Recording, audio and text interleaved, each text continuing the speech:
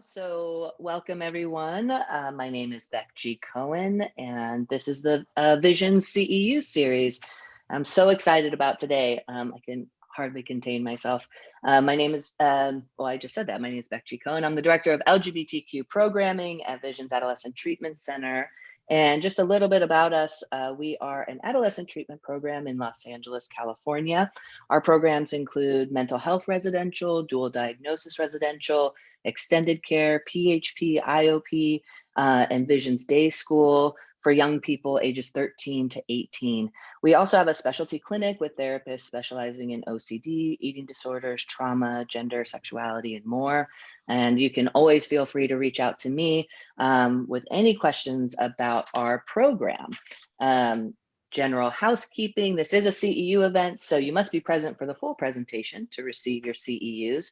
You'll get a link following the presentation to fill out so that Georgina, who's joining us too, will send out a certificate probably tomorrow or the next day.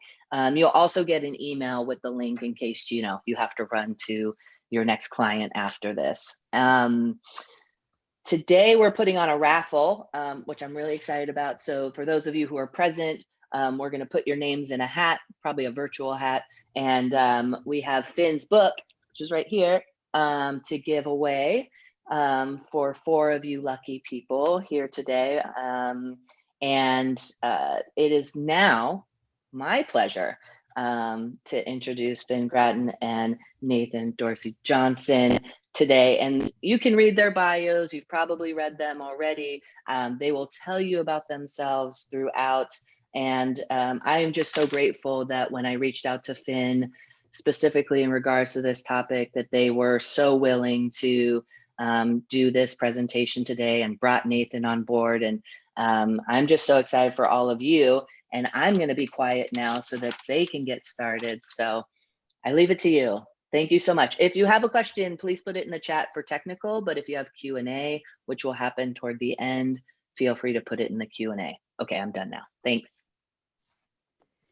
Well, welcome everybody from my little spot here. And I want to say a little bit about myself, but first I want to start with in signing up for this and paying for it, you made a donation to the Autistic People of Color Fund. The Autistic People of Color Fund is run by autistic people of color, and it makes direct contributions to autistic folks of color, to things they need. And so it's a direct aid for things people need, both autistic folks, and particularly autistic folks, people of color, have, much lower economic and opportunity for so many reasons. So thank you for this. I know it's going to be a nice chunk of money that will go to some folks who really need it. So appreciate that. Let me start a little bit about who I am and kind of what you'll see in the screen. I identify as trans non-binary, and use they, them pronouns. I'm also autistic. And I do a variety of STEMmy kind of things that I'm starting to allow myself to do more and more. And it was something that as I do more, it keeps webinars from being quite so fatiguing. So I will rock a fair amount. I will move from standing to sitting. I will look away from the screen, which is just what they tell you not to do in a webinar. But when I'm thinking about something in particular, I need to look away. I have a really comfortable place to be in. And this one allows me to have all my TheraBand toys so that I can pull on them. And I will probably do that because that just helps me stay here. And so I'm modeling what I hope you will be able to provide your clients is ways for them to feel comfortable in what they're doing. Other identities. I'm a private practice provider, I've been doing kind of training and educating around this because I just realized there was just what existed, particularly in understanding, especially when I started 5 or 10 years ago, around how to really support particularly autistic folks, but especially trans autistic folks. Um, People really didn't know. And a lot of the practices that were encouraged and the language people used was very neurotypical centric and was painful and caused many people to quit therapy or go through a lot to try to get, particularly if they're trans, try to get the services they needed. Really happy that all of you are here, that this is important to you and that you are making a difference wherever you are for our trans autistic folks in the world. So this is kind of a dream that this is happening now and that so many of you are here and care about this. Other identities, I'm here on Ohlone land on Awaswas land in Santa Cruz, California, white, pretty economically, educationally privileged person. And that's those pieces that have afforded me the opportunity to move in this space, and I hope make space for a lot of other people to take my place. I will move on to Nathan now, and Nathan, you can introduce yourself. Thank you. Hey y'all, I'm Nathan Dorsey A. Johnson, but just Nathan is fine. My pronouns are he, him, his. I am an out queer autistic trans man. Like Finn, my autism will likely reflect in my presentation style. I will likely be like shifting around and moving a lot, so you might see my computer screen bounce like that sometimes. If you've seen the flyer, clearly I've gone through a pandemic-related hair transformation. So not quite the clean-cut guy on the flyer, but I still have all the same knowledge, so it's totally fine. So I was diagnosed somewhat later in life, and my trans journey began before my autism journey. So it's been interesting for those to come together. And since they have, I have dedicated a good chunk of my adult life to studying the overlap between trans identities and autism. And it is a special interest of mine and also a selfish pursuit. So thanks, Finn, for bringing me on, and thanks, Beck and Visions, for putting this together.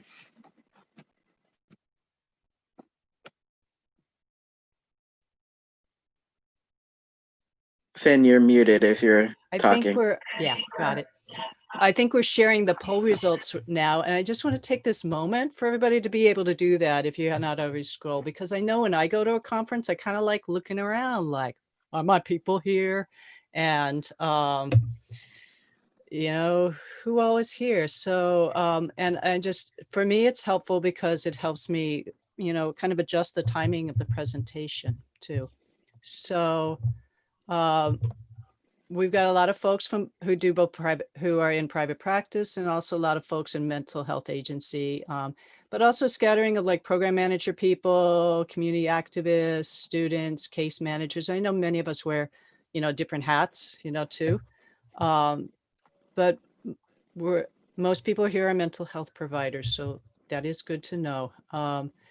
And Beck told me that I didn't have to do Trans 101, that most people had some good training in gender affirmative care, but I get there's like 20% who haven't really had that. So we'll, if we kind of miss some things that are important, just throw them in the question and answer, okay?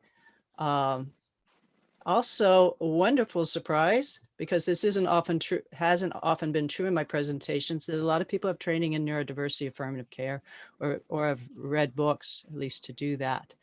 And at 60%, that's much higher than it's been earlier. So, but this is what a lot of this training will be about, to be doing neurodiversity affirming care for trans folks.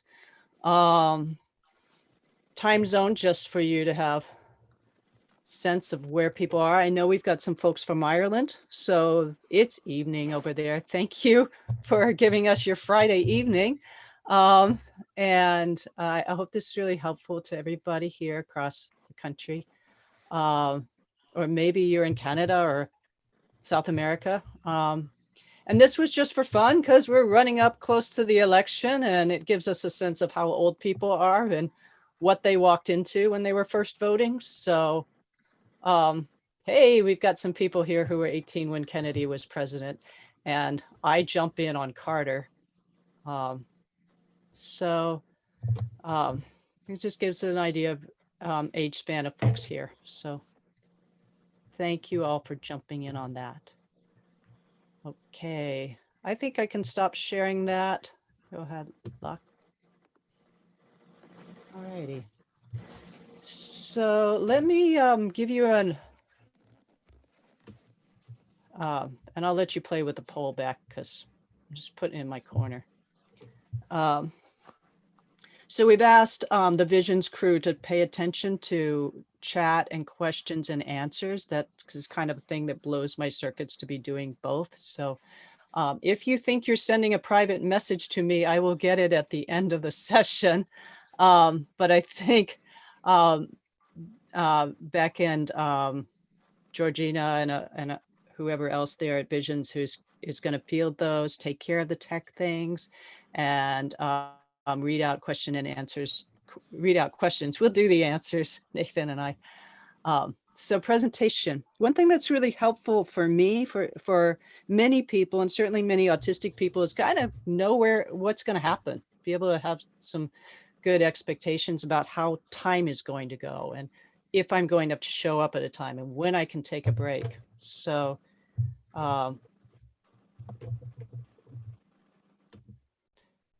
we've done that. So we'll be launching into language, gender affirmative and neurodiversity affirmative language, and kind of those basic models. And Nathan will be leading that. Then we'll be building an understanding of the trans non-binary autistic experience, of just what it is to be living in the body and experience of somebody who has those intersectional identities. Next is creating an affirmative practice. So thinking about how do we change our practice, our website, our office, our Zoom space to better meet folks, our groups. Then some clinical goals with neurodivergent, trans, and non-binary clients. And then we'll do some questions and answers.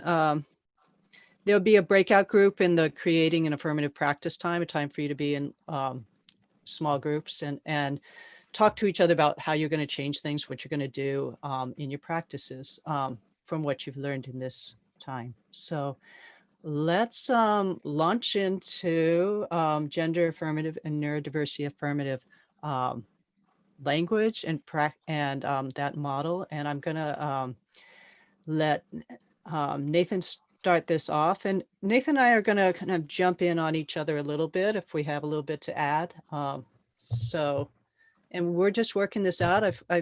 I had an interview we shared with Nathan maybe a couple of years ago, but we're just finding our way to work together in presenting. So hang with us. I got that. Okay, Nathan, I realize this is like step by step, so I'm just gonna let you. Okay. Yeah. Okay, so as Finn said, we're gonna kick it off with gender affirmative model. And so the major premises informing how you should be practicing the gender affirmative model is that trans people and trans identities are just variations on gender and not disorders. So we want to step away from pathologizing trans disorders. And so with that, gender presentations are diverse and varied across cultures, and not everything, is centered in this Western view. And along with that comes cultural sensitivity. And gender may be fluid, not always binary. So I am a pretty binary trans man, but you may have clients that are non-binary. And even within binary identities, that doesn't mean you're going to see the same presentation. So I consider myself pretty gender non-conforming.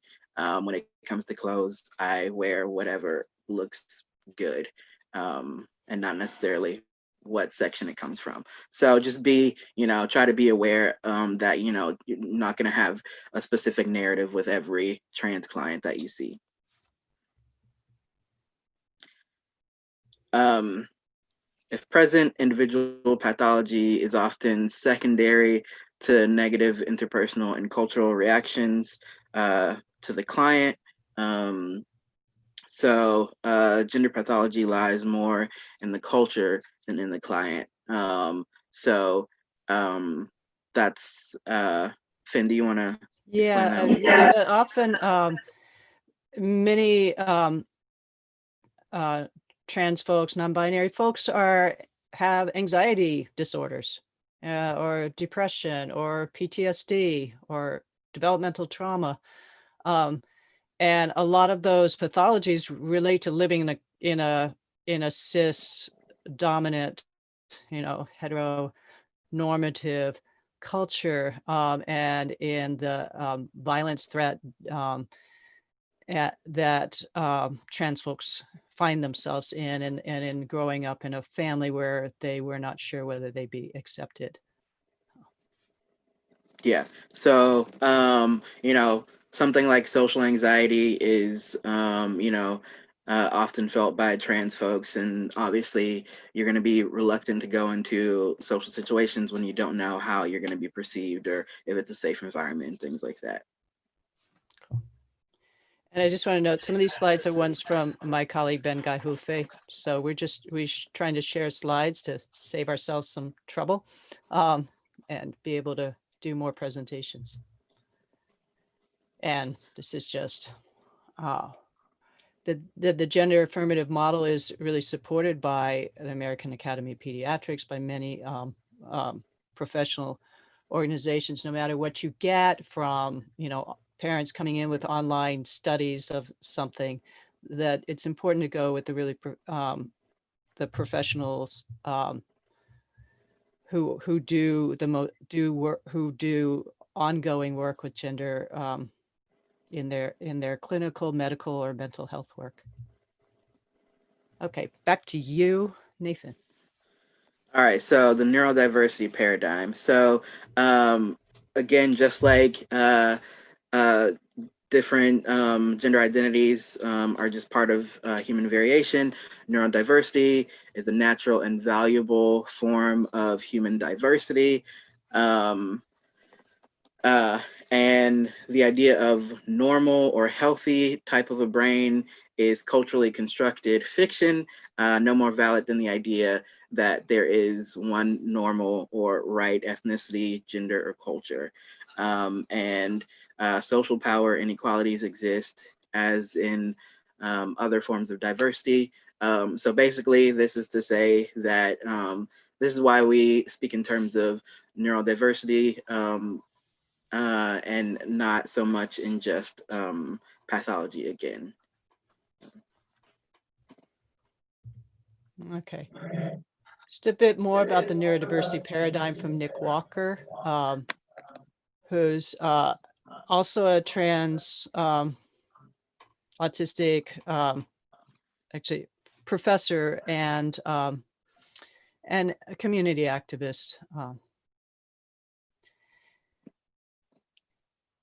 And we're really asking people to unlearn. And I think, a lot of you that we're presenting know this, but it gets so deeply in us, the pathology paradigm, and especially if you're mental health providers. To work from a neurodiversity paradigm, you're going to be constantly going up against your other providers who are using language that you are needing to step up and explain the difference between a pathology paradigm and neurodiversity paradigm and why it's important to come from a neurodiversity paradigm. Some of that language is curing autistic people. And I'm going to move to the next one, which has a little bit more about that. So here we go, Nathan. All right, so we want to make sure to use identity first language rather than person first language, which I know goes against a lot of what all of us were taught in school. If you have taken any sort of psychology or developmental classes in college. So that looks like autistic adult rather than an adult with autism. And then neurotypical and neurodivergent. Neurotypical being allistic people without autism, and neurodivergent people being people with autism or other neurodivergent classifications rather than normal or disordered. I just did that. Yeah. And a little clarification, like autistic and allistic, like you're autistic or you're allistic, which means not autistic. You can be neurodivergent and also allistic. Yeah. You could be ADHD, not at all autistic. So just for clarity about language there. And so neurodiverse / neurodiversity, a group of people with members of different different neurotypes. It's kind of a little bit of a flag in the neurodivergent communities of when people use neurodiverse. Oh, that person is neurodiverse. And I think for me, it's because like I have the grammar thing.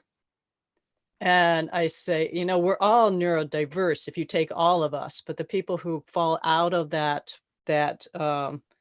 dominant paradigm of what is standard operating are neurodivergent people. And they could be Tourette's, they could be ADHD, they could have a traumatic brain injury, and they are neurodivergent. So it's just a little language thing. If you use neurodivergent when you mean neurodivergent people instead of neurodiverse, people get a little less confused, I think. And then you want to remember that other cultures respond to neurodiversity differently, and recognize people who hold neurodivergent identities in different ways. And this affects both communication and pathways to growth and healing when working between cultures. Yeah, again, it's just important to remember to come into things, through acknowledging different cultural lenses. I was having a conversation in a different presentation yesterday about how important respect is in the Black community, and how that looks like looking someone in the eye when you talk to them and things like that. And how growing up, I was often seen as like a rude kid because I couldn't do things like that. And I didn't remember to speak to someone as soon as I came into a room and things like that. So remember all of the pieces of someone that is coming into your work with them. Thank you. So now we're going to look at kind of the parallel of the gender affirming language. So again, identity first language that looks like transgender person or trans person rather than person with transgenderism. Not even sure that's a real term. Feels super silly to say. Okay, so cisgender and transgender / non-binary rather than normal or disordered. Cis people are no more normal than trans folks. And so I'm sure next I'll explain what cisgender is. Yeah.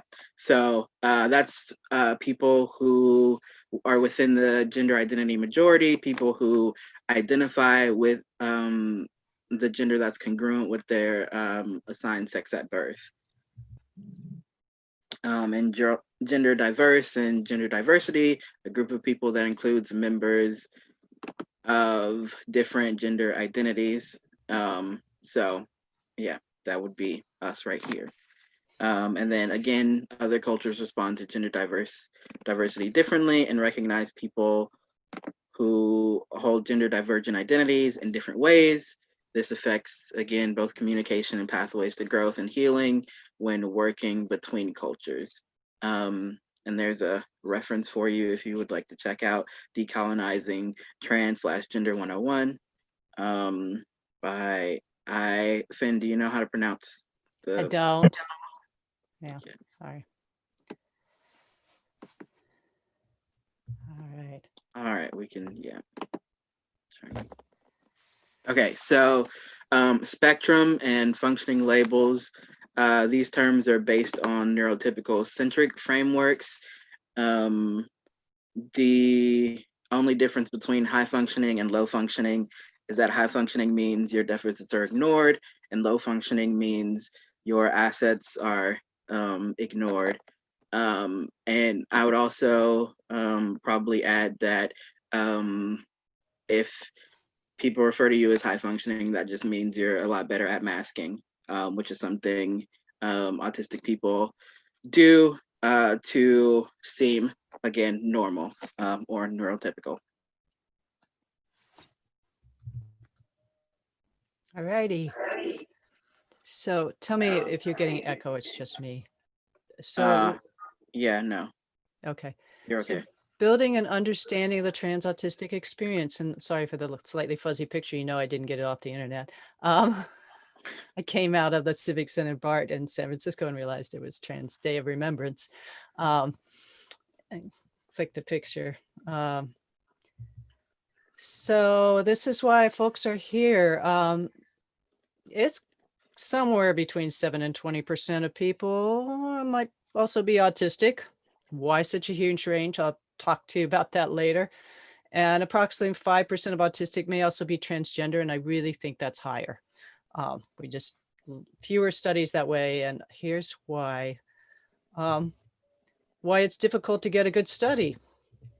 There's really different ways to identify probable autism, from a few question screen to somebody who thinks they're an autism specialist, sitting with somebody and doing a long interview and a bunch of tests.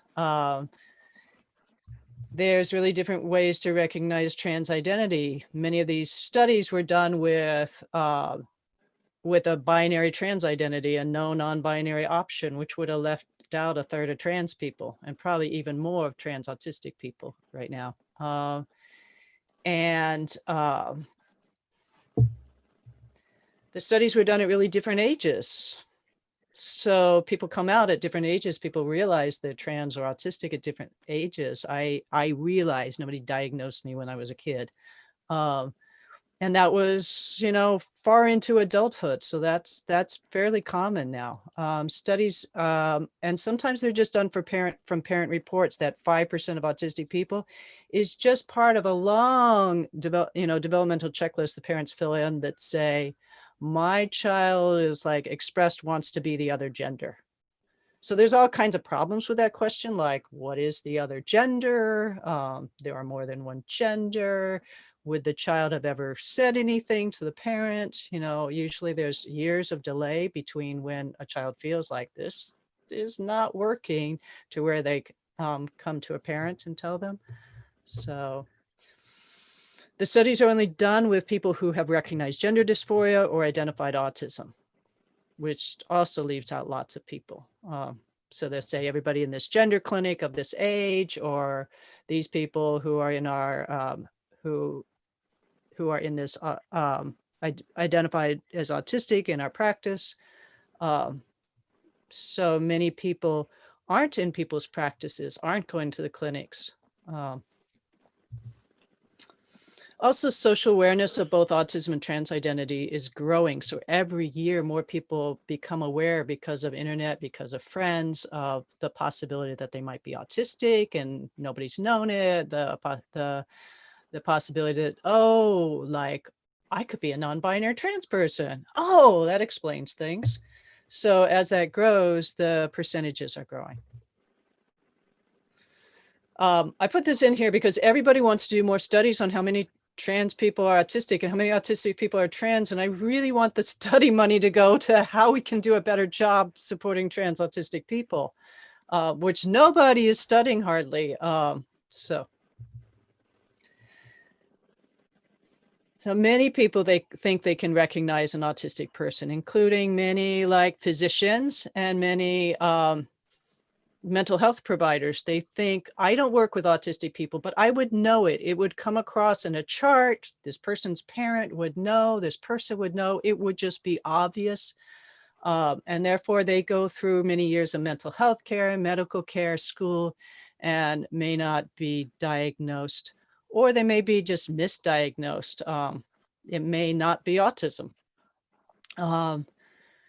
So when someone doesn't know they're autistic, and then everybody is going to make like some explanation of why they are behaving that way. Like Nathan's, like they're rude, or like mine and my kids, they're really shy, they're perfectionists, they're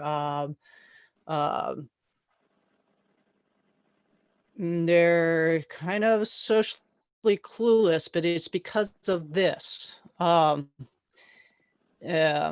So people become more and more isolated with that. They develop a lot of shame, like something's wrong with me. I know something is wrong, and either nobody knows, and so that's really scary, or people know, but either I've taken it on, like I am this bad, lazy, rude, socially incompetent person. I never thought I could become a therapist. I became a therapist at 50 because like Finn, a therapist, they can't talk to people. So there you go. So here's the folks who get missed. And we're going to share this soon. Tons of people get missed. The homeless one, I want to say, like, I think tons of homeless people are autistic.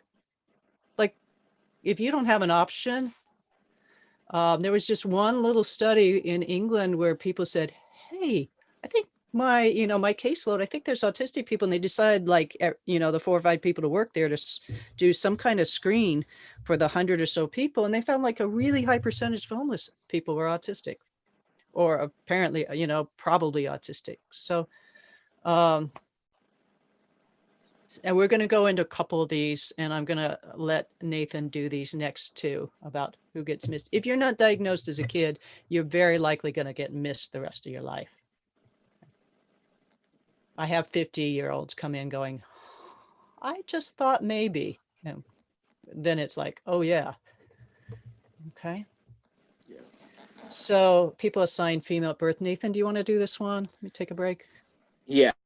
People who are assigned female at birth are often missed or misdiagnosed. So providers, teachers, families steeped in white male presentation, and the tests are skewed toward male presentation.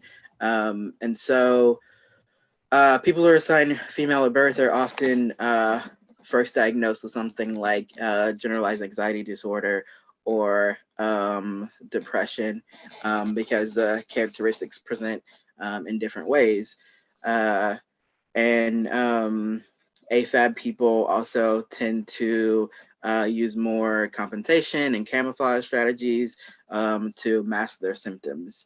And this masking effect results in other anxiety symptoms becoming stronger, and efforts may be focused on these: social anxiety, again, OCD, eating disorders, So before my sort of like formal diagnosis, my official diagnosis list was generalized anxiety disorder, OCD with hoarding tendencies, and agoraphobia. But if you're coming at it through an anxiety lens, then yeah, that makes sense. But if you step back and think of all those, like actually, all of those things are more symptoms of autism if you look at the criteria.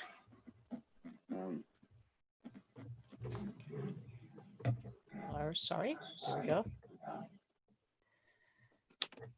Yeah. So again, this results in AFAB people, people assigned female at birth, being missed, having later in life diagnoses or misdiagnosed, which again increases anxiety and depression and internalized ableism, and accounts for high rates of suicide among women, which is 13 times the national average, based on a Swedish study.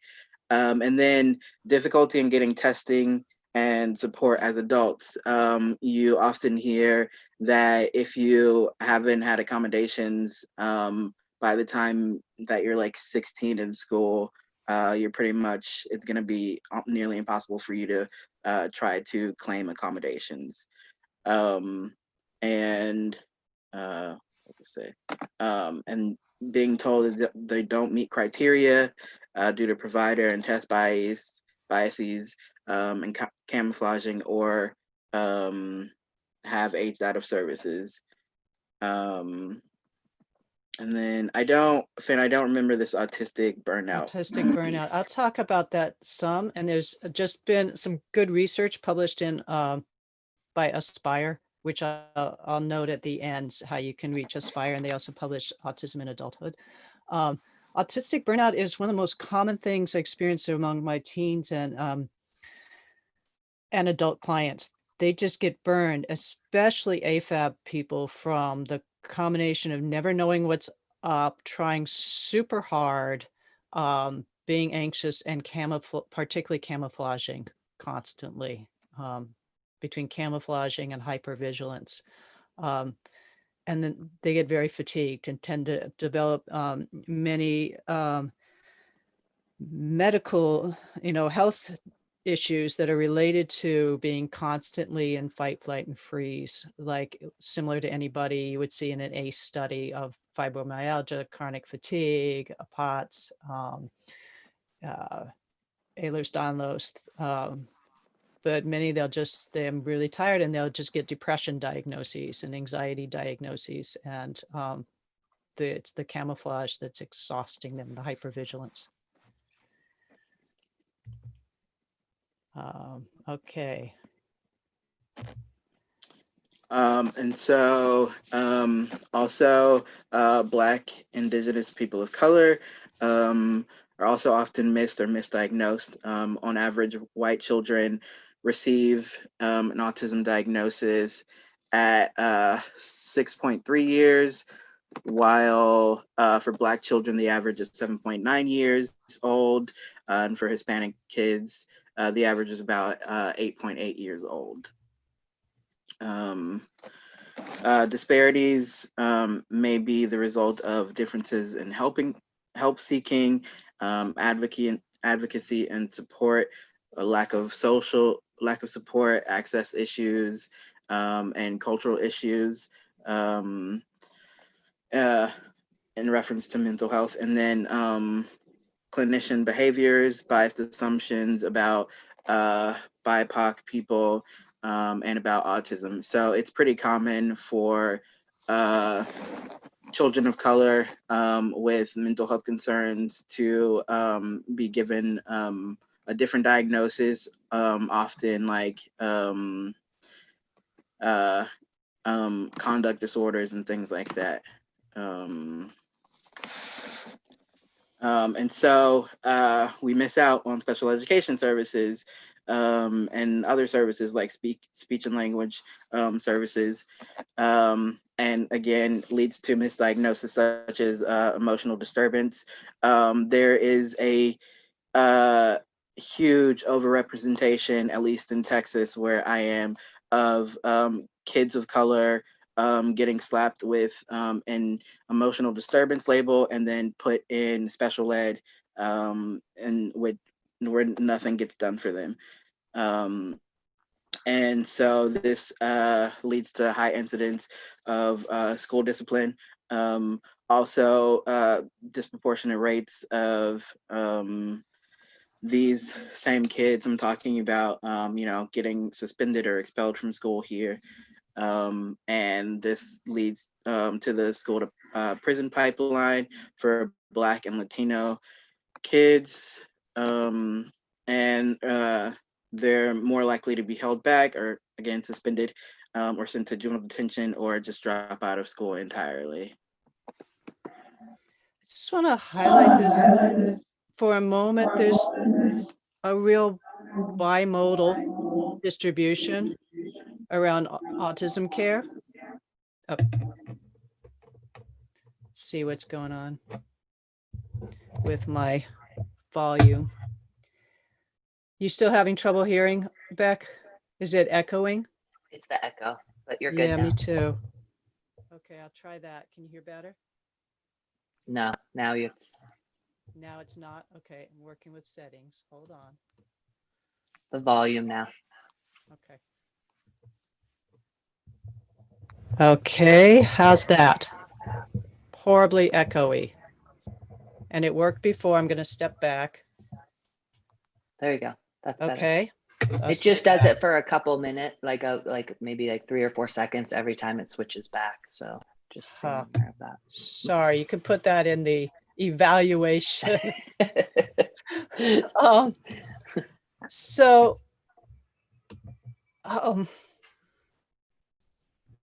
in my practice, particularly in private practice, the people who can afford to get to me can get to me, and I see some Medi-Cal people, but there's a whole nother cohort, both in trans and autistic, that is often, I'm just about to begin this project with prisons in Illinois, and I think we're missing a whole bunch of people who badly need support and services. So whatever position you're in as a provider, to be thinking about who you're missing. And let me get off of settings. I think we've already done that. So I'm going to take a little, this is going to be understanding the autistic experience. I know from that about 60% of you already have this, but it's almost, it's 40% who haven't had much of this training. So we're going to go through this, both Nathan and I, and I'll lead this one, and Nathan, you can jump in. So there's some things that I'm looking for. So I'm just trying to give you ideas, particularly if you're primarily a gender care therapist and you're trying to feel outside of the DSM pathology mode of what is autistic, but find like, what are these characteristics that this person's been carrying and living in, and how can I think about them and support somebody in working with these in a neurotypical centric world. So sensory sensitivity, physical health issues, executive functioning, cognitive differences, and what I call neurotypical to neurodivergent interface issues, which are developmental trauma, never being met. We'll get into that. Communication differences, relationship traumas, and societal stigma and discrimination. All these are autistic experiences, and they wouldn't be if we lived in a autistic-centric world. Okay. And difficulty accessing support, I call a lack of autistic curb cuts. If I go to a conference and there's no quiet room to like settle down in, I'm going to pay for that conference for like a couple of weeks. because it's just, I'm going to be overwhelmed. With some quiet space or some outdoor space, with the capacity to be able to present and not be judged as not some things I need to do. To not have to be at some presentation where you're eating with 100 or 400 people at the same time and taking in an audio thing, that'll fry me in 10 minutes. So none of those things are considered, and you can think about other situations. I think we'll do a little practice. So sensory issues, what does that mean? Auditory issues. For many, many people, there's a difficulty hearing, being able to parse out when there's two conversations at once, or music and a conversation. Things may just seem too loud, and there may be certain pitches that are just, I cannot tolerate. I have a partner who can sing in soprano, trained choir. I cannot stand it. It had to be something to say, I'm sorry. I love your speaking voice, and I'm sure that's really good. I can tell it's good, and sorry. Tactile, which many people know, the tags, the seams, the textures. Visual, bright lights, too much visual information, taste. This is one of the contributors to food and eating things, but just also makes eating as a social experience not the funnest thing. Smell. Vestibular, I'll explain. It's your sense of balance. It's mostly located in your inner ear, but that can be set off easily. And autistic people may stim to support it, which means liking to swing and rock and spin. Proprioceptive and interoceptive, that's the sense of, okay, I want to pick up my teacup, and I have to feel my body to make my hands reach it, and then feel how much pressure I need to put in my fingers to pick it up, and then make it to my mouth to make both my mouth and my cup match, and not miss. Okay. So that's one example of proprioceptive and interoceptive. Interoceptive is more a sense of your insides, your organs, your blood flow, your heart. We use our interoceptive and some are proprioceptive a lot in sense of our emotions. So when people say, go inside and feel yourself, with trans autistic people, that's like, one, my body's not what I want to go inside of right now. And two, I don't know what you mean to do that. I'm kind of an odd one in that I'm a very somatic autistic people, which is more the minority, and body is kind of my way to deal with, I think all autistic people, body is a piece of it, but I use my body a lot in training. I'm a somatic therapist. I'm going to do some of the health issues, and a lot of this come from this big Swedish study where Sweden has a national healthcare system, so they just used everybody. So this is many thousands of people, and I think a couple of thousand autistic people in the whole thing. Done 4 years ago, they found autistic people have higher rates of every health concern. That's why I put it on the list of things you look for. If you have a client who's going, I have these GI issues, I have trouble sleeping, my joints ache, I get migraines, you go, okay. Tell me about your sensory things, and tell me about, and then you start, but that to me is one of the clues. It could be trauma, but it's one of the real, but it also could be the trauma that's associated with autism, and particularly living in an autistic body.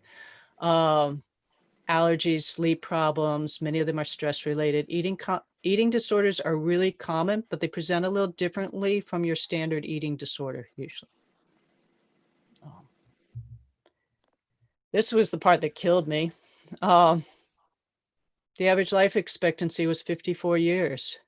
They did split it into their dividing line of high functioning and low functioning, which I think was about speaking and maybe somebody's rating of their intellectual. I think it's hard to get a good hit on people's intellectual, development. When when there are autistic people, because speech is so different from many.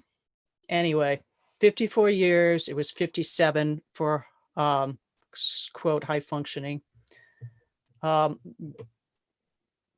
Autistic folks with intellectual disorders often also have seizure disorders, and that accounts for that even earlier average life expectancy.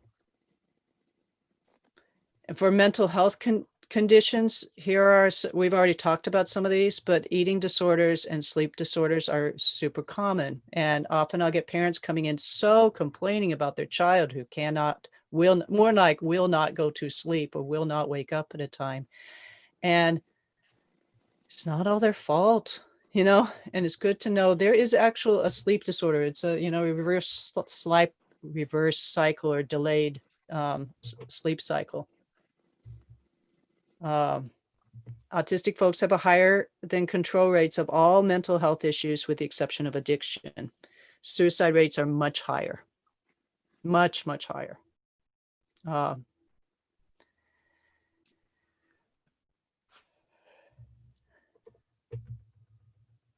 Okay, I'm going to everybody take a break. And I'm going to have just an imagination. So imagine yourself, some of you attending are autistic or neurodivergent in such a way that you experience some of these things, but imagine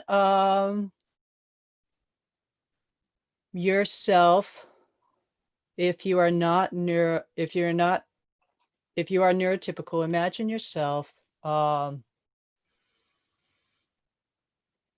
going to a professional meeting. And if you want to make it Zoom, you can, though that takes out of some of the problems for autistic people. But going to a professional meeting or school if you're a student and having these range of sensory and health issues, and consider what might come up for you. So just kind of trying to load those in, the hearing, the overwhelm with the visual,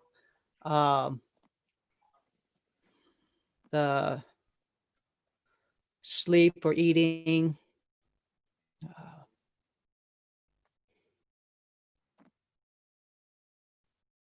and just walk yourself through, like registration, coming into the room, the reception, the break where you get snacks,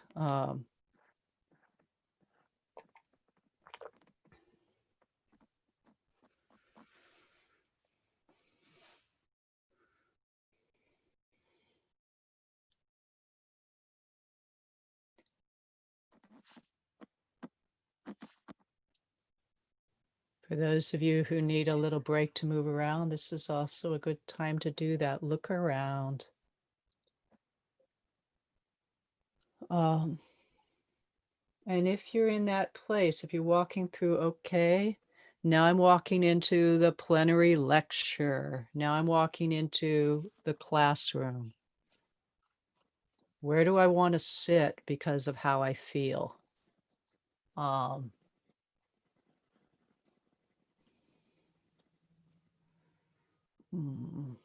What happens when I don't understand something? How do I respond? It's break and the noise just popped up a bunch, and people want to come up and talk near me. I can't get out of my row. Where do you go at break time? What do you do? How does that affect kind of your relationship with the other people?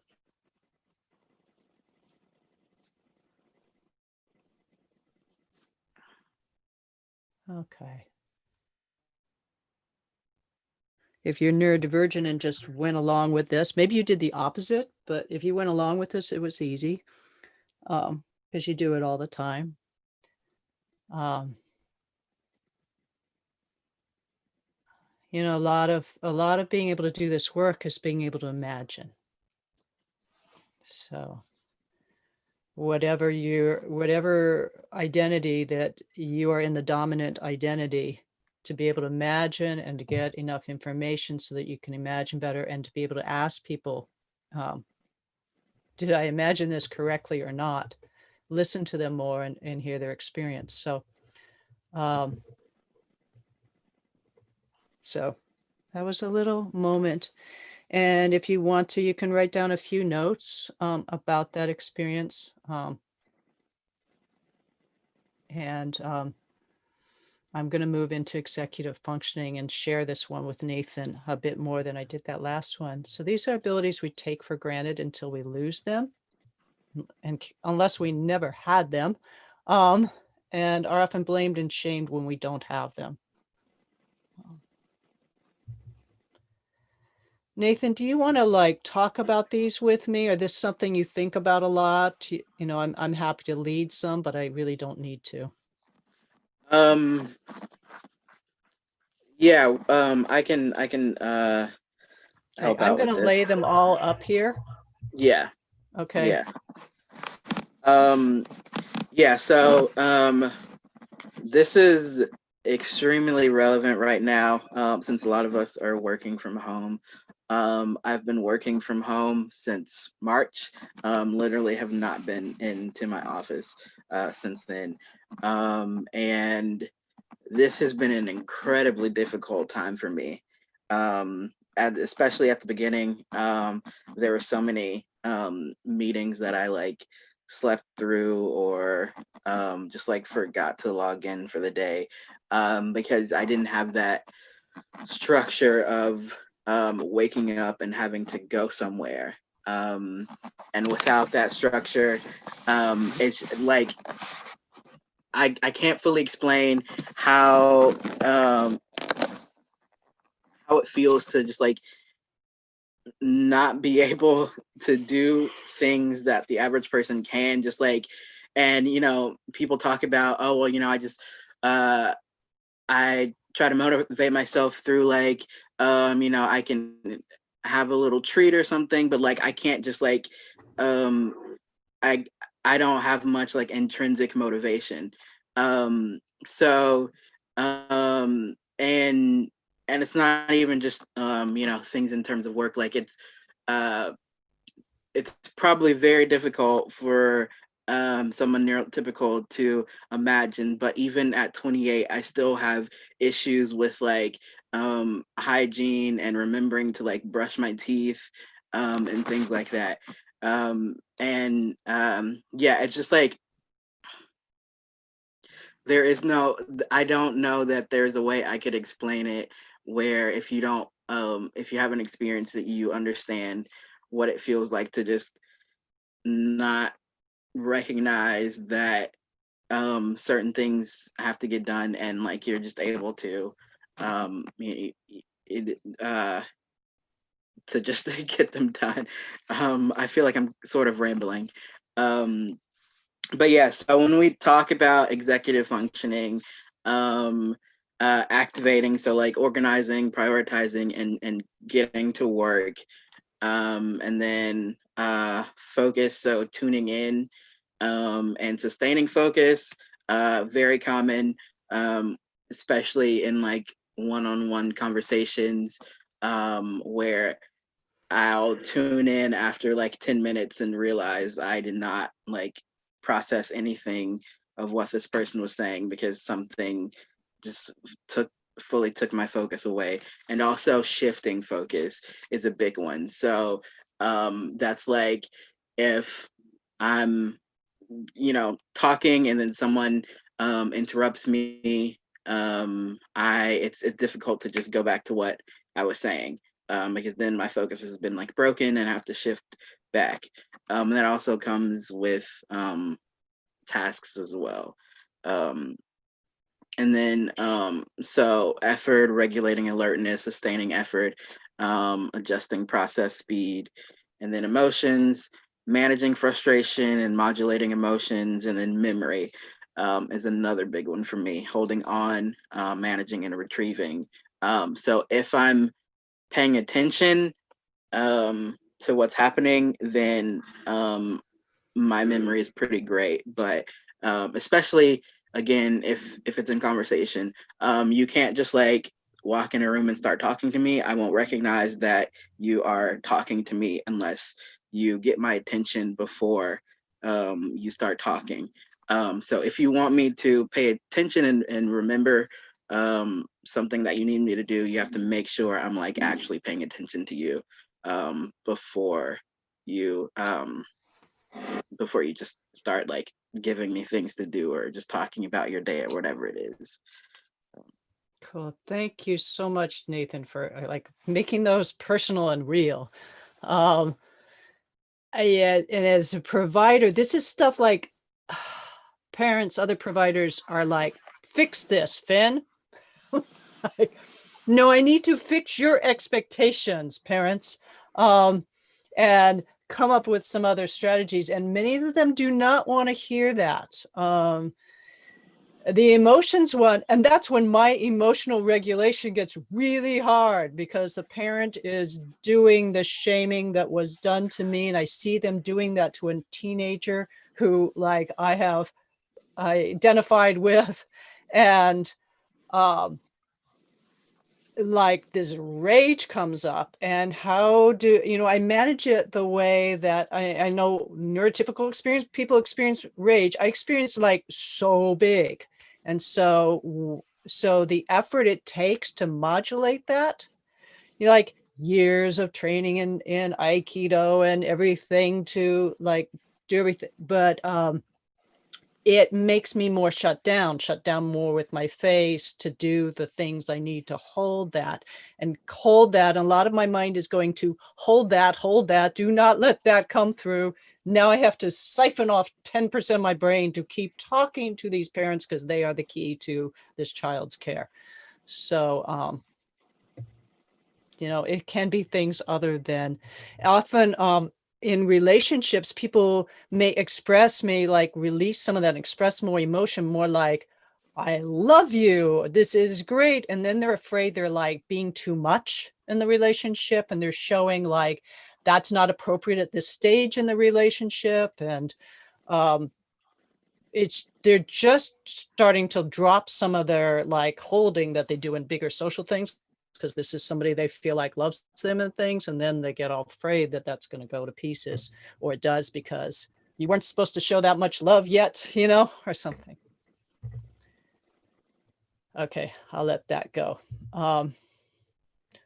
Executive functioning is not listed in the DSM for autistic like traits, so people don't know that's part of it, and it's often the thing that causes the most shame. Communication issues. I just met another neurodivergent person. We just met. We talked nonstop for an hour and 15 minutes, though both of us were busy. We went, wait, we need to stop. So I don't have as much trouble talking with other autistic or neurodivergent people as I do with neurotypical people. And part of that is we don't judge. We may be different from each other, but there's more allowing. We're used to that. And it may be because like the interests are different. Like I just may not be interested in some things neurotypical people spend a lot of time talking about. I want to get to the good, deep, really interesting things to me. Part of it is processing. Like I process, it takes me a lot longer. Like I can present this quickly because I know this really well. But if it's a new thing, somebody presents some kind of emotional something, I have to I feel all these different parts of it. It takes a while, and somebody wants me to respond right away. It feels like maybe I don't care or I'm not getting it. This is the part where I thought I wouldn't be a good therapist. I miss tons if there's more than one person speaking, or there's like the trivia quiz across the street used to take off during one session. And they would be blasting it. It was like, oh God, just people's different histories of trauma and difference in the susceptibility to social, how we're supposed to talk will make for differences. Move our pictures.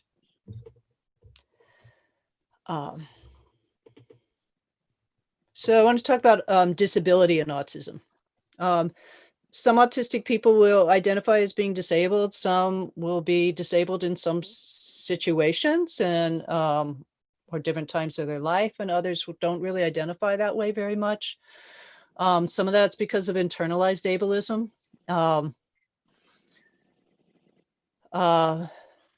Some of that's about an internal experience, like after living with this all the time and the particular sensitivity of my gut, I have developed all these like GI conditions that are disabling. And some are about the interface.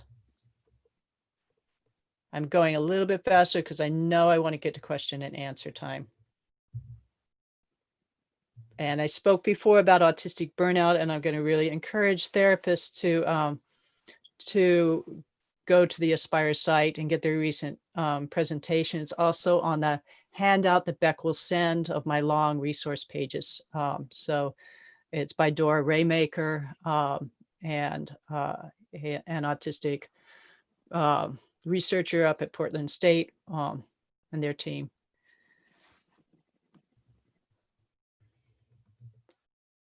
And I like these little symptoms that somebody posted of intense meltdowns and struggling with self-care and just the loss of executive functioning abilities. Like when less stressed, even if we have trouble with executive functioning, when we're less stressed, it's easier, like for everybody. And the more stressed and more exhausted, the less we can do. Also same with the memory stuff, the masks start falling down. When I get really tired, people know because I am goofy. And I personally, I'm more prone to just like fully shutting down, and may not like physically talk for, many hours. Yeah. And I know that was something that was like incredibly difficult for my parents specifically to deal with growing up, especially without knowing why. But again, it's just like something builds up and it feels like it's physically too much effort to just like even open my mouth sometimes. Yeah. I've been helped a lot. Sorry. When I moved into this cabin, I know that echo will stop, and it's tiny and it holds me. It's like 80 square feet. You're hearing you talking to me from my little like container. And that's where I bleed off the over thing. And then I can go long times without talking to anybody because nobody expects me to, because they don't walk by me or anything. Yeah. Earlier I mentioned that I have issues around like hoarding and things like that. And one time with my psychologist, he asked me to explain how it feels when my room is like overrun with a lot of things. And I had to think about it, and it feels like I'm swaddled. Like it feels really safe, and like swaddled is just the word that I came up with. Like, yeah, I don't know.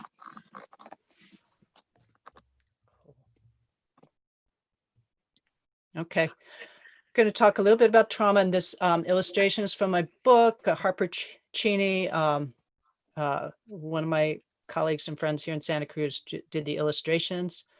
And the expectations are similar in, they illustrated mostly like the gender expectations, but they're similar also around, performing and, neurological and cognitive and sensory performance.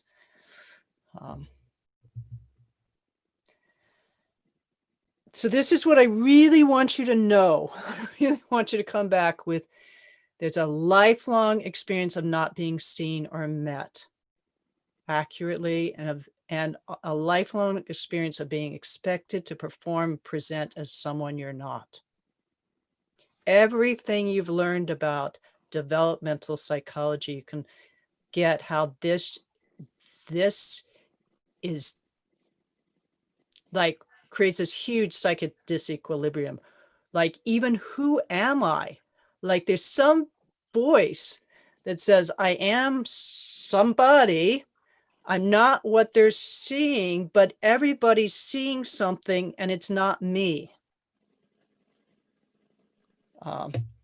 I think people have a little bit easier time coming out as trans around that because they can see other trans people often before they really identify other autistic people that they connect with. There's a history of making, quote, feminine boys extinguish their feminine behaviors and perform masculine behaviors, and caused enormous harm to a generation of gay and trans and gender nonconforming people. It's called the Feminine Boy Project. There also is a history of efforts to make autistic people, a history and continuation of this, to make autistic people extinguish their authentic autistic experience-based behaviors and perform neurotypicality. It's called applied behavioral analysis, or ABA, and it continues to cause great harm to autistic people around the world. They were both developed in the Lobos lab, name of a person, at UCLA in the 1950s to 70s. They came out of the same place. It is scary, it is wrong for someone to present as something that makes us uncomfortable. Us being cis, hetero, neurotypical people. And Feminine Boy Project and that's sexual orientation change efforts, gender, have been largely discredited in this country, though they still continue. ABA has not. ABA continues to be the only kind of services offered to many autistic people. It's what Autism Speaks and other things like, you need to get your kid in as early as they can to this ABA, or else you and your family are going to suffer the rest of your lives. So a lot of fear speech. And we are very much at the, it's been decades of autistic people trying to fight this. It's hard for autistic people to fight things in public forums and things like this because of all our autistic traits. So this is what we're up against, and this has totally, poisoned the mental health field around autism care.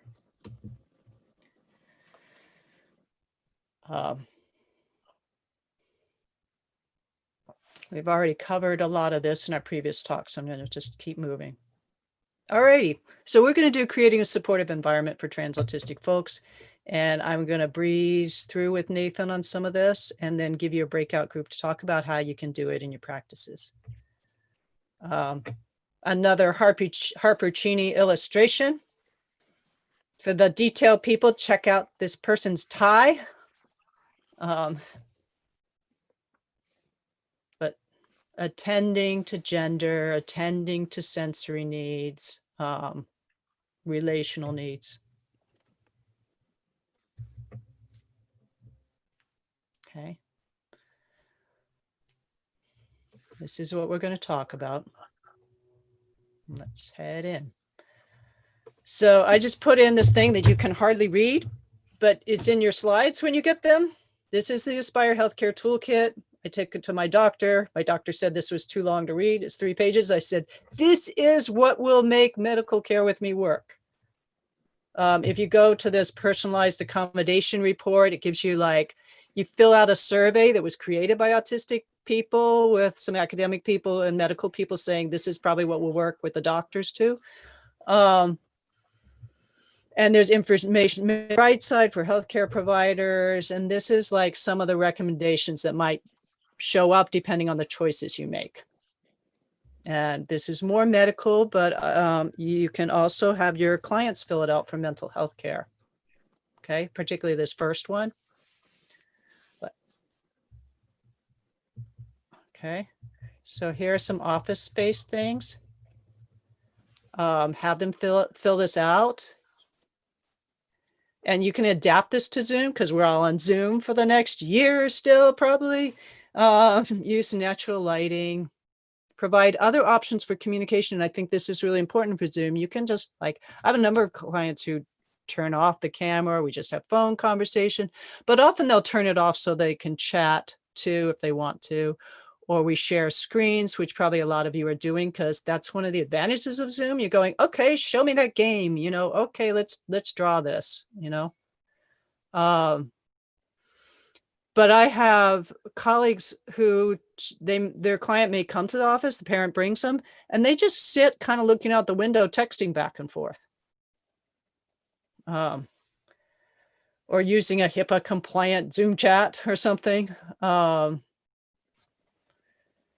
Being clear about what's going to happen in whatever meeting this is, whether it's an intake, like how the time is going to be, when there'll be breaks, where the Zoom, you know, that, you know, what your expectations of them are. I really explore the seating arrangement. Are we too close? Are we too far? Do we need to turn so we're not looking at each other, or just kind of sideways?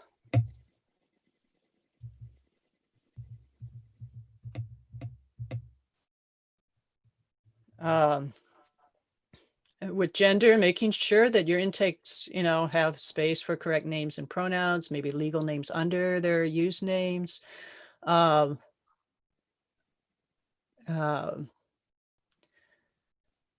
If you ask a question and you don't get an answer, it could be a cognitive processing. We need time, but it may be you didn't ask a like specific enough question. Vague questions, like open-ended questions, like they just like, my mind floats away. Like, how am I supposed to do this? So just say, was that too open-ended? Was that too vague? Here's kind of what I'm looking for, something in this range, or I'm learning how to ask questions that really are valuable to you. Ask them what kind of questions work for them, or what kind of interaction around that. So this goes on. Eye contact. I think I'm kind of sideways looking at the screen. Stimming. This is when I'm reminded I brought my stim. So I have my stim up here.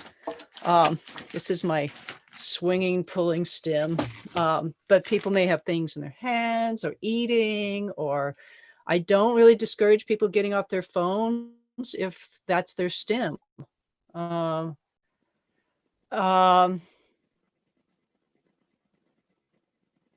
So I'm a somatic therapist, so a whole different training on kind of touch and somatic work. But a lot of therapists think they could touch somebody like when they leave or come in, or shake their hands, and that may not be a good thing to do. It may be great. I need squeezes. So Nathan, you're the group leader. Okay. Yeah, so in my volunteer work, so my real job, the job that I get paid to do, is not really relevant to this. It is in the queer community, but it's like HIV research.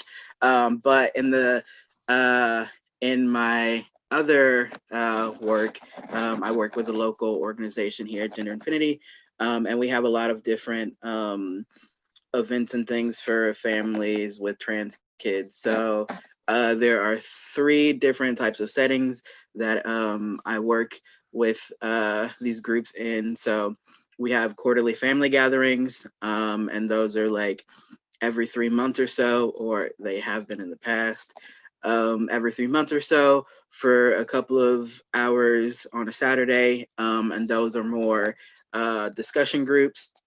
And then we have weekend family camps. They're held at a,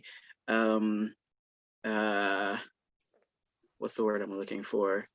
At an accessibility camp here. So they take care of all of the activities and things like that. And then we have an annual conference. And so in there, I'm with the kids for basically the entire day. So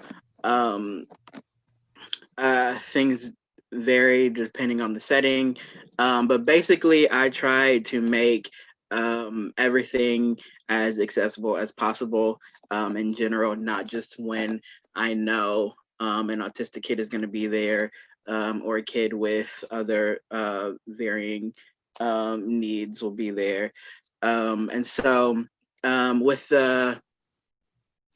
um, the family gatherings, when we're together for about an hour and a half of like active time, um, the goal is like a discussion group, but I found that just in general, it's easiest to get the kids, and by kids I mean like I'm usually with 13 to 21 at the oldest. And it's usually easiest to get that age group in general to open up about stuff if you're distracting them with something they can do physically. So that usually looks like a craft related activity. So if it's just a simple day, I bring in clay, and that works really well with them, or drawing or something like that, or like an actual activity. Like one time we made zines for people familiar with like 90s culture. But yeah, we had to make zines, and then it's like relevant to trans stuff. And then we talk, the discussion is usually I try to make it relevant to whatever activity it is we're doing. And so another time, we have like Trans Texas Lobby Day, where a bunch of trans people get together and go talk to like representatives and stuff in the Capitol. And so y'all probably know about all the like bathroom bill issues we've had the past few years in Texas. So one time before the Trans Lobby Day, we had the kids make like signs and posters and things for us to take and give to representatives and hold up in pictures and things like that. And so that day we also talked about how we just had a candid conversation about the bathroom bills and how it can affect them in schools and things like that. And so with the longer days and the camps and things like that, I try to make sure that they have all the information that they feel like they need. Some counselors, if a kid asks, oh, what's coming up next, they'll say something like, oh, well, you'll just see when you get there. But if a kid wants to see the agenda for the day, I let them see it as many times as they want to or need to. And yeah, and so again, because I just like to I think it's good to be prepared in general when we do norms and things like that. Make sure it's like divergent friendly in general. I found that we get the most buy-in with norms when we create the norms together as a group, and it's not just me as the facilitator telling them what I expect of them. And then you really want to make sure that you have more than one facilitator or access to like an extra room or something in case someone needs to step off and have some time to themselves, and things like that. And then also for like our conferences, which are usually like back-to-back activities all day, we have other options for kids that aren't up for participating. The things that they really love are those like bracelets that you make from rubber bands. We have a kit of those every year. We have clay every year. And just a lot of access to like things that they need to STEM, or whether or not that they need to like have their phone with them or bring headphones so they can tune out. I try to be really open to things like that. I'm a big phone stemmer. I'm always playing games on my phone. So I definitely, you know, encourage that with youth as well if that's what they need. And so when they're like when we're having like actual discussion groups, try to meet people where they're at. So it's not, you know, forcing participants to talk, and making space for people that, you know, need to talk a lot without shaming them. You know, I've been in groups before where the facilitator tries to, you know, make sure everyone talks, which is fine if the you know, it seems like the person just hasn't gotten a chance to talk. But if it's that they don't want to talk, I don't ever want anyone to feel forced to talk. And just because someone isn't talking doesn't mean they're not engaged and present with the group. So if needed, provide education on neurodiversity, and different experiences and different behaviors. Um, so I believe we put this in there like in case a kid asks, well, why does that kid get to be on their phone, and I can, things like that. But I've been lucky that doesn't come up in my groups a lot. I feel like, and with the kids that I'm dealing with, it seems like they're much more open about things like neurodiversity. They are pretty well educated, and so if there is an autistic kid in the group, they're always really upfront about it, open about it, and the other kids are pretty well knowledgeable, or pretty well educated, I guess. And then just to relate neurodiversity to other diversity issues, you know, just like you're different in the way that you're trans, this person is different in the way that they interact with the world and others, and things like that. And then talk with parents and participants ahead of time, when possible, to plan for what they need. So sometimes parents will approach us, let us know that their kid is autistic, and this is what works for them, and this is how they like to STEM. And it's great to have that knowledge up front. But again, because I make it an effort to cultivate this safe space in general, it's not always necessary to have that info up front. Cool. So I am making some decisions about our slide presentation because I want to do questions and answers. I want to get us to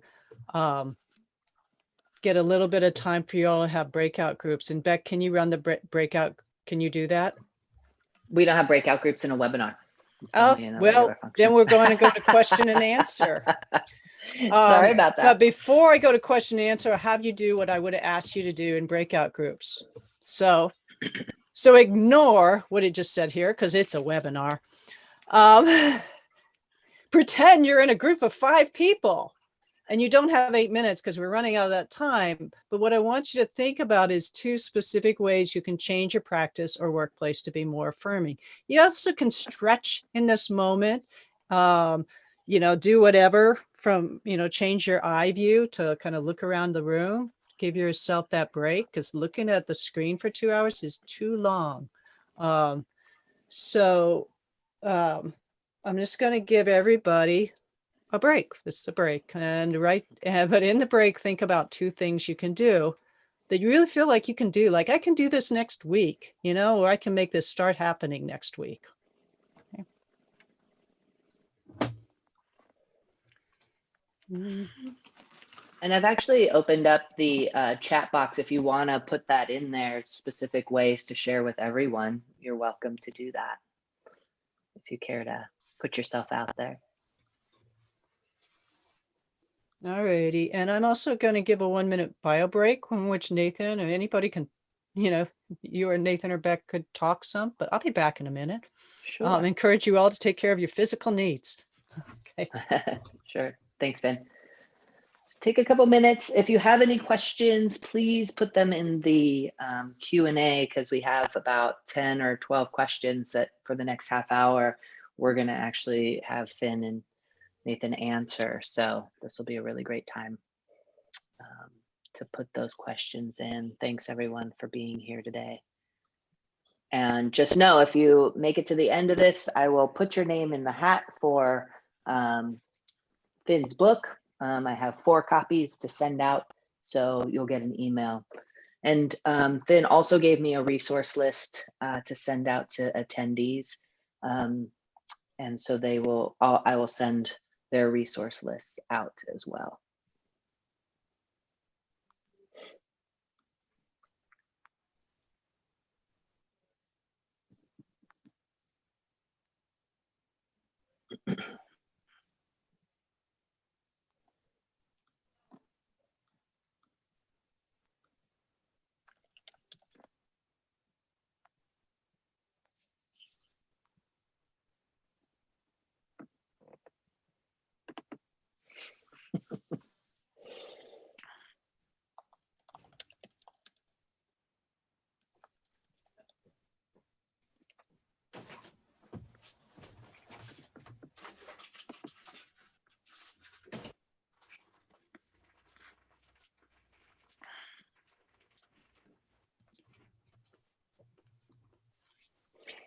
Yeah, you can feel free to post your answers in the chat box, not the Q&A, in the chat box if you want to have some, Right. if you want to share your goals with people. And I'm going to do a little thing, which is to go through the slides I'm not going to talk about because I know it's being recorded.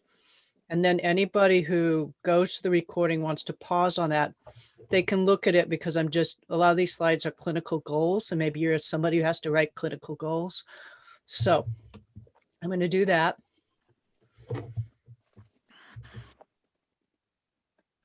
And giving them long enough for you to hit the pause button if you're doing the record.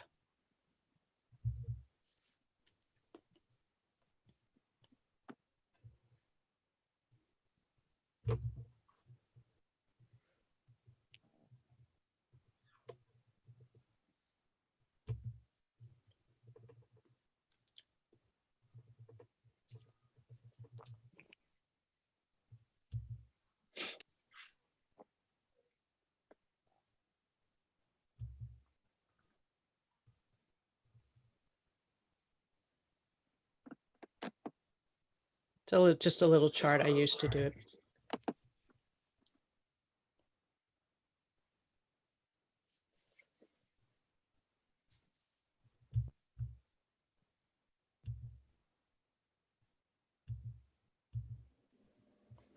That's the link for the Aspire Healthcare Toolkit.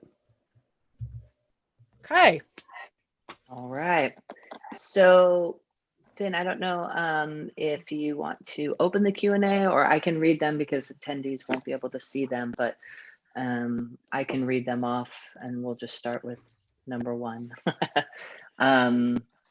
which says, can you say more about why you'd use identity first language rather than person first language? I've always been trained that you would say a person who is neurodivergent. Is it hurtful, harmful to use person first language? Nathan, I can do it, but you can if you want. You can go, and then I'll just add like a little piece. Okay.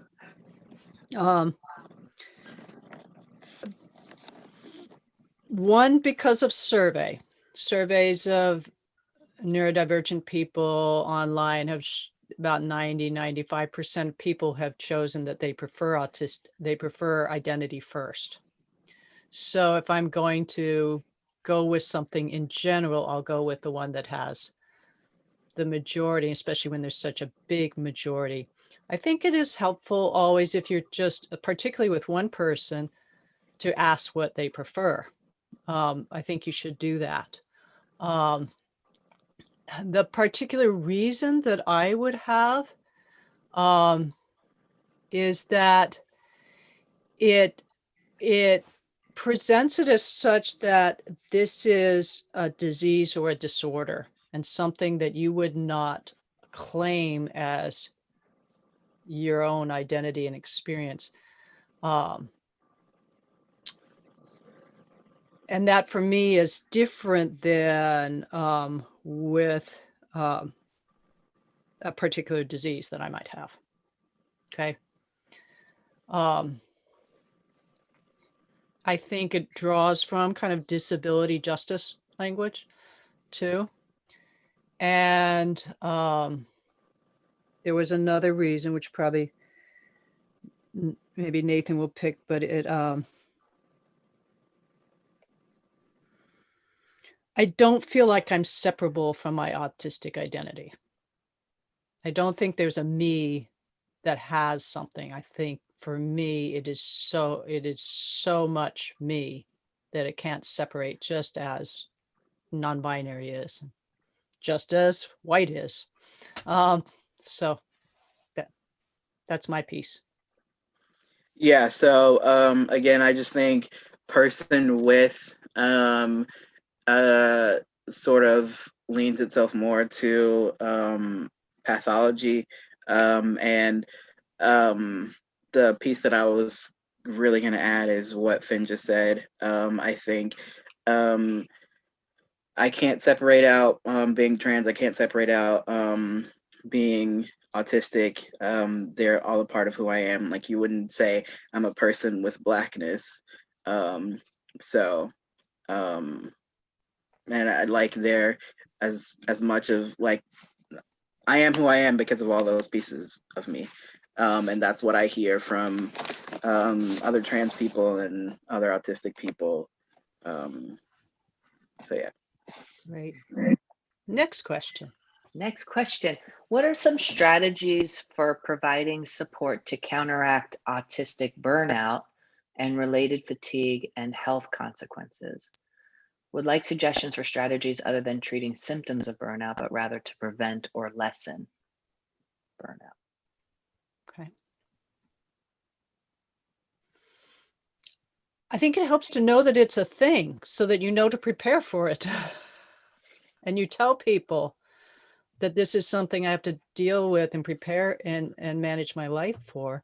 Some strategies prepare to lessen are to really deal with the internalized ableism that pushes us to do more than we can do.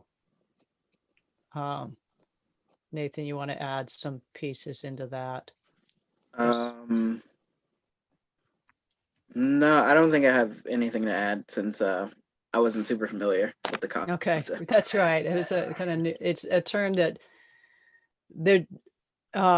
There's also autistic shutdown, which Nathan talked about more.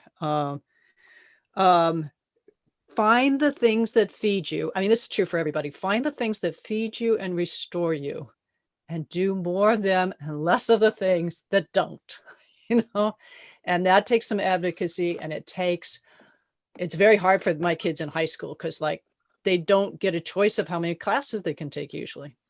And they often burn out around the end of high school or somewhere in the middle. Yeah. Okay. Next. There's a couple questions on this, and would love to hear a little bit more of how eating disorders present differently. Okie doke. And Nathan, I'll go for this, but just do something visual because I'm watching you that says Finn or jump in. Okay. Okay. One is just okay. I'm going to look away and let all this come out. Eating disorders for trans people present a little bit differently sometimes because they'll show up and are be related to not wanting to develop a body that is going to cue people that, they don't want to grow up into a male body or female body when that doesn't feel right. And they want to really perform whatever gender expression. So that's a piece of it. There are other reasons as well in the trans community. There's a great organization called Trans Folks Fighting Eating Disorders that will give you some information around autistic folks. One, taste and texture. So that's going to make eating more restrictive. Somebody will serve you something, you can't eat much of it because of what's been done to the food, what the food was to start with, what it feels like in your mouth. So that becomes part of avoidant restrictive food intake disorder. Then everything from your mouth through your gut. Super sensitive for lots of autistic people. In addition to being super sensitive, so gut may have shut off or been making all kinds of problems in there before you even take that first bite. So you're not relaxed when you eat it because, and in addition to that, living in anxiety, and maybe some hypervigilance all the time, make sure your gut tight and anxious and making stomach acids, which makes it very hard to get an eating cue like I'm hungry because it's kind of shut down or it's all tight. So you start missing eating cues. You don't know whether you're hungry, whether you're full. You kind of know that it's not even comfortable first going down. So a lot of people will restrict, but other people will find some kind of comfort food that they can keep eating. It may be a stim to eat. And so then you may eat just stim wise, or and you may have also lost the I'm full in either direction. You have GI tract issues that have turned into other kinds of real serious health issues, and those often happen. Everything in life feels out of control, and this might be a place where you can control something.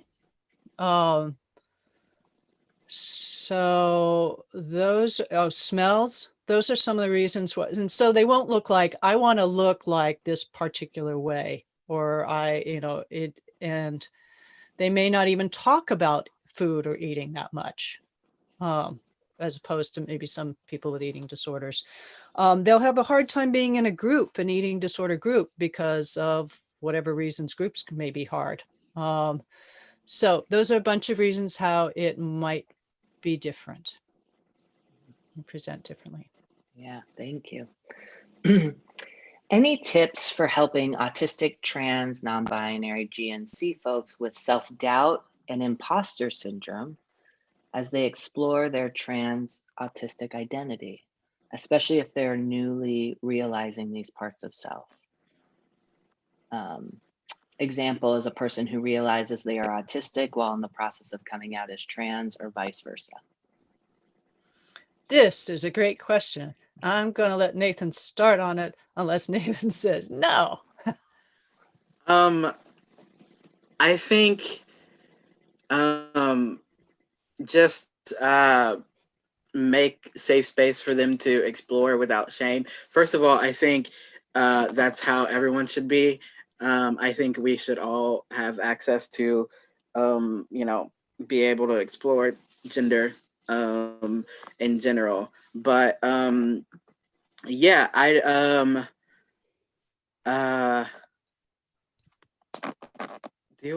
know. I feel like for me, being autistic meant I was just like fully unencumbered by societal expectations of me, and that I did not tune into society's like effort to socialize me as a girl. So I feel like that concept of, I don't know, having doubt or like imposter syndrome is sort of foreign to me, and I feel like I haven't met any other trans autistics that have felt that either. I don't know. It's I don't think I'm answering the question. If it's okay, I'll jump in some, Nathan. Yeah. I just got full of imposter syndrome. Like, I don't count, maybe it's my age, because like I was born when Eisenhower was president. Like, I don't get to call myself autistic because, it took a long time to do that, because like I would take away from real autistic people who had real needs, and my needs didn't count, and I was kind of making them up because everybody thought I, had been treating me as neurotypical for so long, and it was just like an excuse. And I was just springing this on them after they already knew me and already had good reasons for why I was doing or not doing things. And as a non-binary person, kind of there's a little bit more imposter syndrome, like, do you really count as a trans person thing? Can't you just be this kind of queer woman, you know? And I think what you're saying, given the space, recognize the imposter syndrome is part of internalized, oppression, and just be able to start doing the work on internalized oppression, internalized ableism, as well as whatever what they call bicentrist, and that's therapy work, that's group work, that's acknowledging that that's a common experience. Also, if you're autistic and you've like people haven't reflected you, you start doubting your own experience some, because like you just didn't get reflection, and it's hard to really be authoritative about yourself. So I think that one's a hard thing until you get somebody who goes, yeah, I see how you would feel that way, because as a kid, nobody reflected who you are, and now you're saying the thing, and that feels like imposter syndrome. Yeah. And so what I finally figured out is I would say also encourage them to seek out other trans people and other autistic people, and if possible, other trans autistic people. I think more often than not, those people will definitely validate you. I hear so many stories of once someone realizes they're autistic, they like tell other people that they know that they're autistic, and they're like, oh yeah, we definitely knew that already. How did you not know? And same thing with trans people. So encourage them to seek out other people to make those sort of connections, and I think those people will benefit them in helping them and benefit them in and help validate their experiences. Absolutely.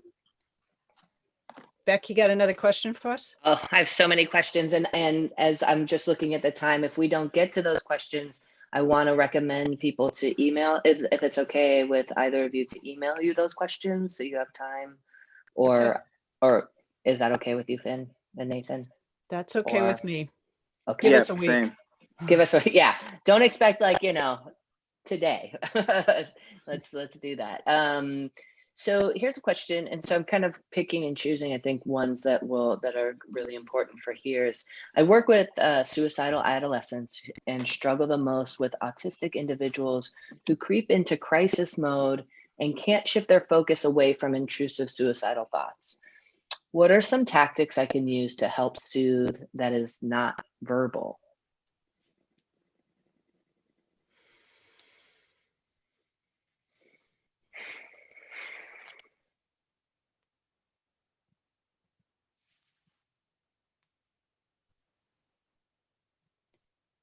If part of their suicidal ideation is related to they cannot be met and they are not worthy, then nonverbal is about being able to be with them and for them to actually feel your relation to them, and perhaps really working with the close people in their lives, if they're teens and there's whether it's a provider or a parent, to examine what their body does when they're with somebody who might make them feel uncomfortable or they don't understand, and to undo that,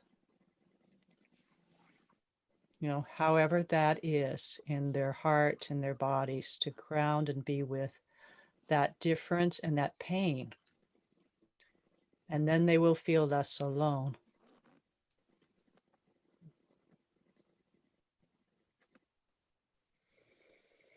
Yeah, nothing to add. Finn covered that well. Yeah. Thank you, Finn. This is something I come across on the regular, so I'm excited about this answer. Resources to provide parents who are convinced their child's trans identity isn't real or is a symptom of autism. Well, you could give them my book. I do. Yes, I do that. Absolutely. I think you have to do the same thing with the parent. There, you need to make separate space with the parent, kid's not in the room. Knowing the kid has been in the room with that forever. And get to the place where they are so scared about their kid's future or their identity. And that's work, and not every parent's going to go there. The other way, and often an easier way, if you've got one of those people, is find another parent of trans autistic kid who's been able to do this better and see if you can connect them up. The third way is to provide some education about how I will explain to parents that I may spend a little bit longer, but that's because I am one neurodivergent person who may not understand their particular, this person's communication so well, and they may not understand mine. It may take me a little bit longer to get that communication. Not a lot. I just have to figure out how we think together. And I've studied neurotypical people a lot, so I kind of get that one easier. But not every autistic person thinks like I do or expresses themselves like I do. And to be teaching them that they are expecting a neurotypical and really cis-created trans narrative. And that is actually not the narrative that most trans people, let alone most trans autistic people, experience, and that doesn't change. There's just as, and you can pick other like diversity intersections, just as, a woman might experience their, a trans woman might experience their trans identity different than and that may not be the best one, than a trans guy might experience their trans identity. It's just, you pick a different intersection, you're going to have it different. A neurodivergent person going to experience their trans identity in a neurodivergent way. Okay. That's awesome. I would just say, try to get them to talk through, like, so what if it is just a symptom. Again, this is back to, I think we all need to make space for us to explore different facets of our identities. But yeah, have them process what is I guess making them afraid of whether or not it is just a symptom, or like what's holding them back. And yeah. Awesome. Great. I just want to add Rube's Walsh study of like why this higher incidence amongst autistic people. What they come to is, maybe the biggest reason is the difference in social, the susceptibility to socialization, and that actually autistic people are presenting more the real level of transgender and non-binary identities in the world. Yeah. I want to be cognizant of time, so I'm going to maybe choose one more question to answer before we end today. So I'm sorry if I didn't get to your answer. This might be I felt a lot of energy around this, and I appreciate it. So I'm going to go with Caitlin's question of, what might you say to caregivers or parents who are adamant about using ABA therapy with their autistic child? Are there guidelines, ideas to adapt narrative therapy and other social constructivist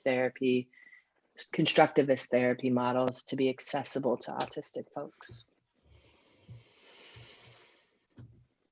I think the same thing. I think that I said before, you need to find out why they're adamant, and that means getting to the fear underneath that their kid's not going to be okay. Then there's material on from adult autistic people experience with ABA and how it's affected them through their life. So there's information shared. It's on the resource page I have. It's a hard thing to find out that what you've been taught to do, what you did to try to take care of your children, and what the professionals said you really need to do, and you put your heart into it, even when you thought some of those things didn't feel right, but you did them, and then to be told later on you hurt your child, you got to really feel how that is for a parent before you sit with a parent and try to present something else. So I think that if you can come from that place rather than in the reaction to this is a horrible thing, that will go better. So if they listen to my slides and hear that it was poisonous, they're not going to trust me. I try not to start there. Won't start there, right? We start with education first, right? And feeling them, hearing their experience first. Right. Because they only have as much knowledge as they've been given at that and point. How much they were trying to do the right thing for their child. Right. Yeah.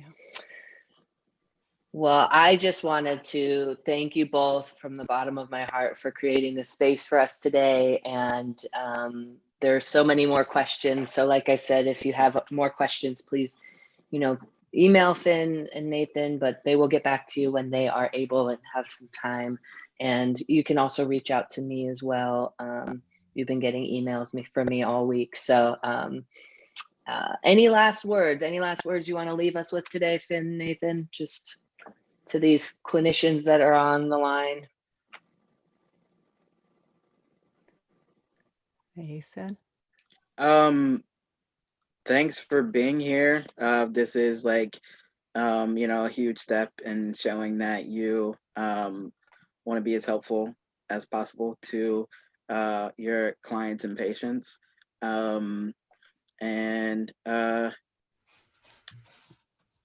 Yeah, that's it. Something I meant to say at the beginning in my introduction is that my experience as a Black trans autistic person is probably not super representative of that population. I've been pretty privileged. I have a college degree. I have a full-time job in research. I have familial support, even though I grew up in a Black Baptist family. So take my experiences with a grain of salt, I guess. I don't know.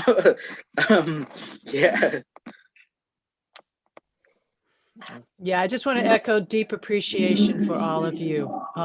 This just didn't exist 5 or 10 years ago, let alone when I was a kiddo. And so much appreciation for you going out and incorporating both of these, because if you're if you see gender folks, you see autistic folks. If you see autistic folks, you see people who are trans and non-binary identities. And thank you for taking the 2 hours and for really investing yourself in this. I hope it's helpful. Awesome. And don't forget to get your book. I'm gonna keep promoting there. So don't forget to get this book out there. 4 of you are going to get a copy. So thank you so much for being with us today, and have a wonderful weekend.